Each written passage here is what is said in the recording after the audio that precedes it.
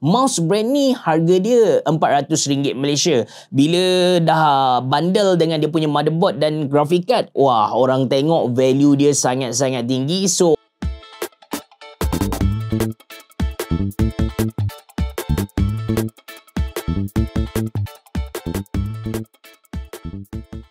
Assalamualaikum warahmatullahi wabarakatuh. Selamat datang ke segmen podcast channel YouTube Mona Lisa. Macam biasa untuk segmen ni anda tak perlu nak buka video tengok muka saya. Saya just nak sembang santai, so anda tekan play, minimize, anda boleh sambung kerja anda sambil dengar saya membebel. Link playlist untuk podcast ni saya ada sediakan dalam ruangan description box below. Okey, topik kali ni saya tulis cara ataupun trik yang brand biasa guna untuk jual produk mereka yang tak laku. But actually dia bukanlah, kita kata, tajuk yang tepat lah. Saya pun tak tahu apakah tajuk yang sepatutnya saya letak. Cuma anda go through satu persatu, saya percaya anda akan faham lah apa yang saya cuba sampaikan dengan video kali ni. Untuk faham apa yang saya nak sampaikan ni, first kali anda kena kenal saya ni siapa. 2012 saya kerja dekat Jepun sebagai sales engineer. Antara soalan yang selalu ditanyakan kepada saya bila saya bagi tahu yang saya kerja dekat Jepun, "Abi Cerah pandai cakap bahasa Jepun ke?" Of course. Sebab at least 2012 tu nak cari orang Jepun yang pandai berbahasa Inggeris sangat susah.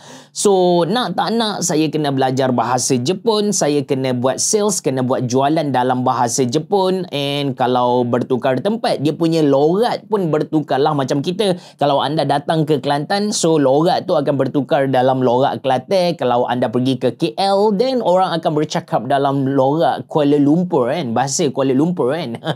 So sama juga dengan Jepun. Then saya kerja 1 tahun, saya happy dengan kerja saya. Tiba-tiba saya dihantar balik ke Malaysia, cawangan Malaysia dekat Shah Alam sana, and saya pun suka kerja dekat situ. Walaupun gaji dekat Jepun lebih kurang dalam RM10,000 Malaysia, bila dipindah ke Malaysia gaji downgrade ke RM4,000, but still untuk seorang yang fresh grad, gaji RM4,000 Malaysia agak tinggi. Plus saya pun belum kahwin, belum ada apa-apa komitmen yang besar lah.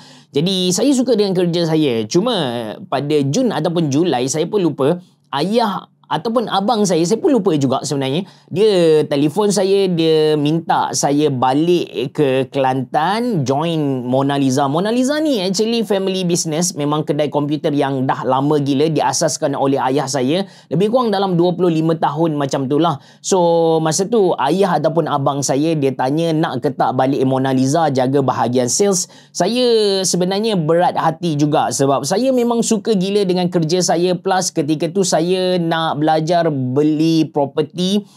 Masa tu saya adalah pergi join kelas Faizul Rizwan. Masa tu memang saya suka ke arah property. Tapi dalam masa sama, disebabkan dekat Shah Alam ni jam dia tak boleh bawa bincang. Saya benci gila dengan jam. So saya pun decide untuk balik ke Kelantan, join family business kedai komputer Mona Lisa. Kalau anda nak beli apa-apa barang komputer, anda boleh pergi ke website Mona Lisa ataupun anda boleh klik link yang saya sediakan dalam ruangan description box below. Kita boleh deal. Harga yang boleh kurang, kita kasih kurang punya lah. So bila balik ke Mona Lisa dekat Kelantan ni, saya fikir yang saya akan berada di level management lah. Kalau bukan bos pun mesti jadi manager punya. Tapi itulah, langit tak selalu cerah. Bila balik ke Mona Lisa, saya dipaksa untuk jadi salesman dulu. So saya jual laptop. And to be honest dengan anda, saya punya knowledge dalam bidang komputer ni sangat-sangat kurang. Even kalau anda nak suruh saya format PC ketika tu, saya tak boleh nak format. Yang saya tahu, turn on PC, main Ragnarok. Itu sahaja. Saya tak tahu benda-benda lain. So at that time lah saya belajar tentang processor, saya belajar tentang yalah laptop. Kebanyakannya tentang laptop sebab saya memang fokus kepada jual laptop sahaja. Lepas 3 ataupun 5 bulan, saya pun lupa dekat sini, saya dapat jadi technician. Ketika ni lah saya belajar macam mana nak format PC, macam mana nak tukar LCD untuk laptop, macam mana nak buat cleaning untuk laptop. But yes, fokus kepada laptop sahajalah. Then lepas dah jadi technician, tahan caci maki customer. Jadi technician dekat kedai komputer ni memang mencabar guys. Sebab yang pertama, kadang-kadang customer ni datang dalam keadaan yang kita kata betul-betul marah punya. Mungkin ialah mereka beli laptop harga RM2,000, RM3,000 Malaysia, pakai tak sampai seminggu, kadang-kadang tak sampai sehari pun dah rosak. Of course dia datang dalam keadaan yang marah gila, ada caci maki. Saya ingat lagi satu kes yang memang saya takkan lupa lah. Jadi ada satu customer ni, dia marah satu technician lagi, saya punya kawan lah ketika tu. Dia marah gila-gila sampai level dia kata, oh ni mesti tak habis belajar, tak masuk universiti, perangai macam ni, teruk, tak pandai nak handle customer. Dia marah macam tu kan. Saya memang tak boleh tahan. So saya pun tanya, okey cik, janganlah cakap macam ni. Saya sekarang saya dah tak, benda ni tak boleh nak settle. Apa solution yang cik nak? Kalau cik nak return balik, refund balik, then kami boleh refund. Tapi jangan hina orang macam ni kan. Lagi menakut, lagi kita kata buat saya tak puas hati. Yang marah tu adalah seorang cikgu. Dia punya kerjaya adalah cikgu. Tapi dia tak boleh nak handle dia punya kemarahan tu kan. So duduk di department RMA ataupun warranty ataupun repair, technician ni memang mencabar lah. Memang mencabar gila. After 3 months macam tu, Mona Lisa nak buka cawangan baru di Maiden Kubang Krian, and ketika itulah saya boleh jadi manager. Walaupun kedai tak besar, dalam 10 kali 10 kaki sahaja saya dapat jadi manager. Satu kita kata pengalaman yang bagus lah. After that saya berpindah ke department corporate. Saya pergi ke pejabat-pejabat jual barang-barang komputer ni. Actually dia tak sama. Jual barang komputer di mall ataupun di kedai dengan jual barang komputer di pejabat-pejabat government ni memang berbeza. Perangai customer lah yang saya maksudkan adalah perangai customer. Barang tu tetap sama. Kalau di mall, orang datang bila kita nak menjual, orang datang dalam keadaan yang terbuka. Walaupun dia datuk ke doktor ke, biasanya dia akan terima apa yang kita advise, apa yang kita nasihatkan, apa yang kita recommend lah. So kita tak tahu latar belakang dia macam mana, kita treat dia as normal customer lah. Dan dia pun biasanya treat kita as sebagai normal salesman. Tapi bila kita ke pejabat dia, mungkin sebab dekat pejabat dia ada jawatan dia tinggi, ada anak-anak buah ni kan. So dia punya ego tu lain macam. Bila kita kata A, dia kata B. Bila kita kata B, dia kata C. So dia cuba fight kita dan dia cuba overshadow kita lah. So bila saya buat corporate sales ni, saya tahulah rupanya manusia ni dia boleh bertukar-tukar. Perangai dia memang teruk lah. Bila duduk dia dapat pangkat, dia dapat kuasa, cara dia pandang dunia ni memang berbeza. Then lepas settle corporate sales, saya pun buat online. Ketika tu saya handle sendiri Lawyat.net, Lelong. Lepas tu ada juga masa tu Lazada baru masuk Malaysia.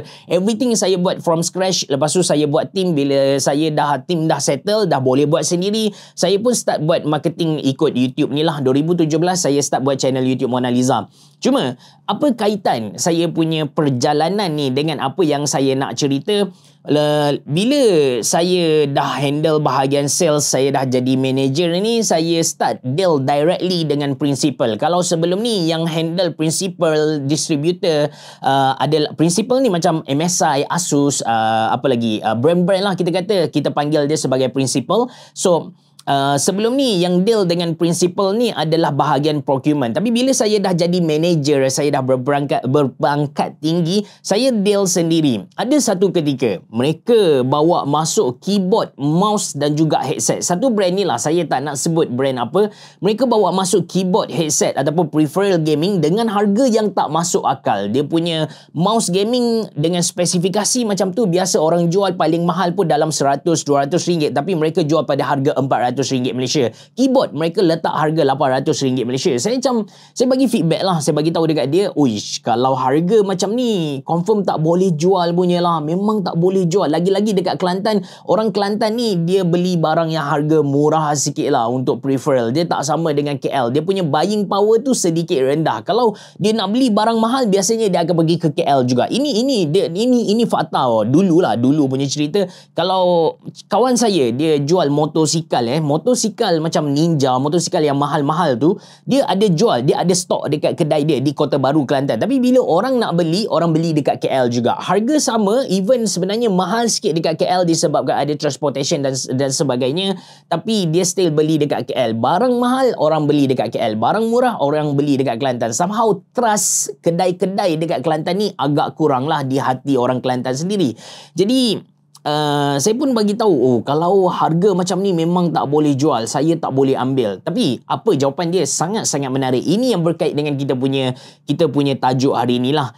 Okey, dia kata, tak apa Ashraf, keyboard, mouse, headset ni actually kita bawa masuk untuk marketing semata-mata. Kalau tak boleh jual, katakan lepas 1 bulan, 2 bulan tak boleh jual, kita akan bagi free sahaja dekat customer yang beli kita punya motherboard, yang beli kita punya graphic card. Dekat sini anda mungkin boleh hint sikit lah brand apa. Dia mesti ada graphic card, dia mesti ada motherboard, dia mesti ada gaming mouse, keyboard dan sebagainya.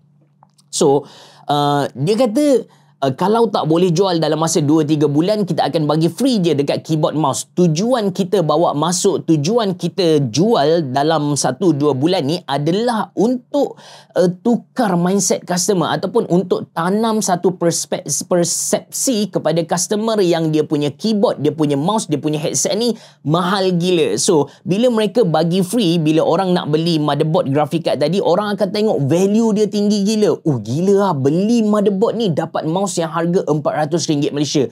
Beli graphic card ni dapat keyboard yang harga RM800 Malaysia. So, orang nampak value yang tinggi. Walhal pada asalnya pun mereka tak nak jual pun keyboard, mouse dan juga headset tu. Katakan anda terbeli ketika mereka tak bagi free tu. So, itu adalah keuntungan yang sangat-sangat besar lah. Of course, untuk kedai memang kita ada cost bila kita beli. Walaupun dia kata tadi kalau tak boleh jual, akan bagi free kan. Biasanya cost tu ada. So macam contoh, kalau mouse tu mereka nak jual pada harga RM400 Malaysia, mungkin kos kedai dalam RM350 Malaysia. So macam mana adakah kedai tu akan rugi bila mana bagi free dengan motherboard ataupun graphic card tadi? Jawapannya tak. Sebab apa? Betul, kita kena korbankan dahulu kita punya duit RM350 Malaysia, tapi pada akhirnya nanti kita buat claim, mereka akan bayar balik RM350 tadilah. So nampak tak? Ini trik yang mereka guna. At the first place, keyboard, mouse, headset ni mereka memang tak nak jual pun. That's why bila mereka letak harga yang ridiculous supaya orang kenal, okay, keyboard brand ni harga dia RM800 Malaysia, mouse brand ni harga dia RM400 Malaysia. Bila dah bundle dengan dia punya motherboard dan graphic card, wah, orang tengok value dia sangat-sangat tinggi, so orang beli mereka punya graphic card ataupun motherboard lah. Itu cara yang pertama. Yang kedua yang saya nak cerita kepada anda ni, boleh dikatakan trik macam mana mereka nak bina hype untuk brand mereka. Cerita ni dah lama lah, sebelum PKP lagi. Ada satu brand, which is saya percaya anda dapat teka bila saya cerita semua benda ni. Ada satu brand ni, dia bawa masuk satu cockpit gaming yang macam kapsul macam tu. So ada satu monitor yang ultrawide, lepas tu kita boleh tidur, kita boleh baring, kita boleh main dekat dalam keadaan baring macam tu lah. So mereka bawa masuk cockpit gaming ni supaya kecoh, supaya hype, orang bercakap tentang brand mereka. Harga berapa? RM60,000 Malaysia. Dan pada akhirnya selepas 1-2 bulan mereka buat roadshow di seluruh Malaysia, keluar satu berita yang mengatakan dia punya kokpit tu dah terjual lah. Yang dah terjual.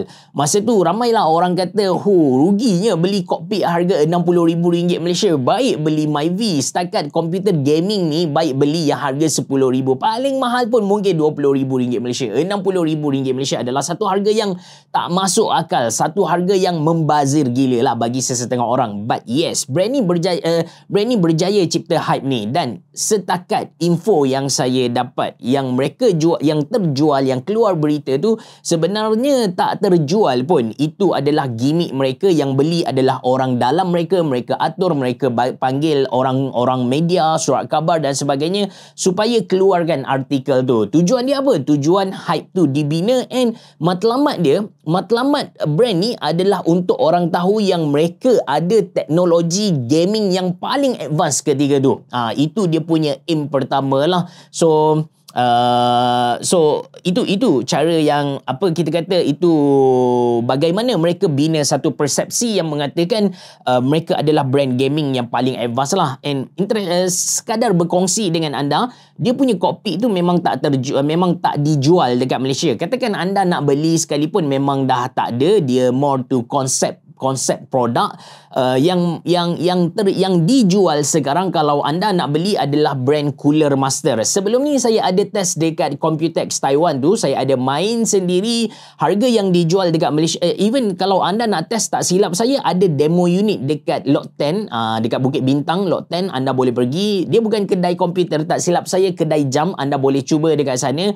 Saya punya pendapat lah tentang kokpit gaming ni sendiri. Mula sebelum saya masuk ke dalam kokpit gaming Cooler Master ni, saya ada satu expectation yang sangat tinggi terhadap audio dia. Sebab bagi saya macam main game dalam keadaan tidur, lepas tu ultra wide monitor ataupun 3 screen monitor tu adalah perkara yang biasa. Yang patut ditekankan adalah audio yang imersif lah, sebab dia berada dalam kokpit. Jadi tak pelik kalau mereka mampu keluarkan satu audio experience yang next level.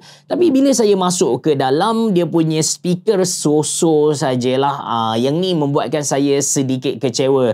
Kalau Cooler Master improve dia punya audio, kemudian dia buat sedikit kokpit tu macam boleh bergetar bila ada langgaran, bila main game berlumba ataupun game tembakan, boleh bergetar, bergerak, yang tu memang nice gila. Untuk makluman anda, harga kokpit tidak termasuk dengan PC, tak silap saya lebih kurang dalam RM50,000 Malaysia. Kalau anda set up PC mungkin makan lebih kurang dalam RM10,000 Malaysia. Total kalau anda nak buat PC tu dalam RM60,000 Malaysia. Boleh pre-order tapi akan ambil masa sebulan hingga 2 bulan, kena lepas custom dan sebagainya. Memang leceh lah, custom, sirim and sebagainya. But yes, anda boleh beli. Kalau anda berminat untuk beli, anda boleh contact saya boleh tolong settlekan untuk anda. Nak bayar secara loan ke apa, yang tu kita bincang kemudian. Itu sahaja untuk video kali ini. Mungkin ada lagi trik yang digunakan oleh brand-brand besar untuk mengaburi mata anda, untuk buat anda terbeli mereka punya produk, tapi yang tu saya akan kongsikan pada video yang akan datang. Dan kalau anda rasa nak support saya, anda boleh beli tumbler yang saya letak link beli dalam ruangan description box below. Tumbler tu memang best gila. Dia punya, kalau anda sumbat air batu dalam dia, boleh tahan 1 hari tanpa ada sebarang masalah. Air panas pun tahan lama dalam dia. Harga tak sampai RM50 Malaysia. Itu saja dari saya. Terima kasih kerana menonton. Assalamualaikum warahmatullahi wabarakatuh. Bereboh. Jumpa lagi.